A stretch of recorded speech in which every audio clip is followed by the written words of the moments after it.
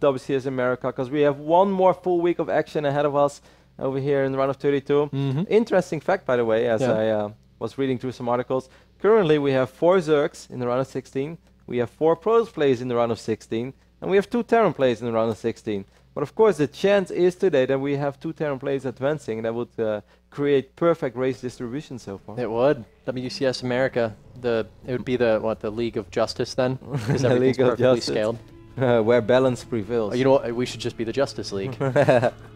Over here on the right top side of the map of Yangtze, we have our blue Protoss player representing Mexico, a former Root for Root player, and he will always be a Root for Root in his heart. He is Major. Major is going up against one of the overwhelming favorites to take home this entire tournament. He's our red Protoss player, spawning left on the side of the map, representing the horse and all the good things in life.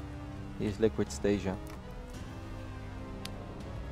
I always felt that fire can be kind of good in life. That's where fire is super useful, yeah. You can't have liquid and fire at the same... Well, unless you're Greek, you have gas. I guess. You have gas. And gas is not fire. Just makes it, I guess, easy to... Okay. I see where you're going with that. Yeah. It's in a lighter. It's liquid fire. That's what it is. I'm curious to see what we will see. I think Yangtze is a reasonable map for mech. It's like one of those maps where as a bio player you take one bad engagement and those tanks start rolling out, and before you know it they start knocking on your front door. It's also awesome to siege up in this little corner. And if I look back at that previous game for Taeja, I think he made it a little too easy in the start of the game for Major to figure out what he was doing. Major just had a perfect scout. Never have I seen, well, never is a big word, but rarely have I seen cloak banshees in the hands of a caliber player like Taeja do that little damage. They did absolutely nothing. So mad props for Major in handling that phase in the game, dropping that third command center by seeing just very little and realizing like, I think this is mech versus mech. And then with the way that this has played out, I was a little bit ahead.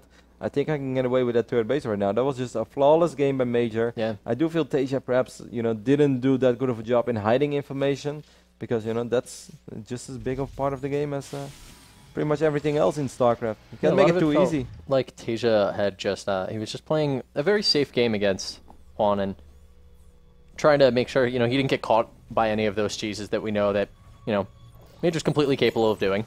Proxy 2 racks, not an uncommon opening for him that he can transition very comfortably out of.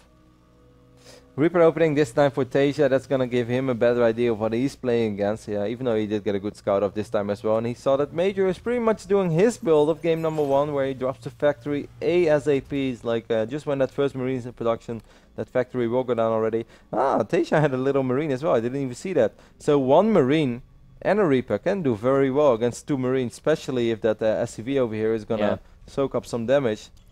Jump in front of the grenade for him. Man, imagine if Marines had grenades. You could do cool stuff with it.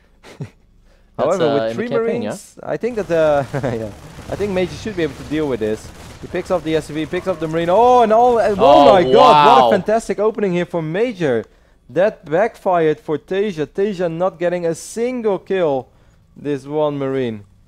He's truly living on the edge. Yeah, this is looking really good. Quite so. Yeah, 1 hit point and on the edge of a cliff. And how hard is it not to lose your... He's dying on the edge. Yeah. Taeja's in a rough spot, man. That's, well, last time we talked about it, he was a Hellion behind.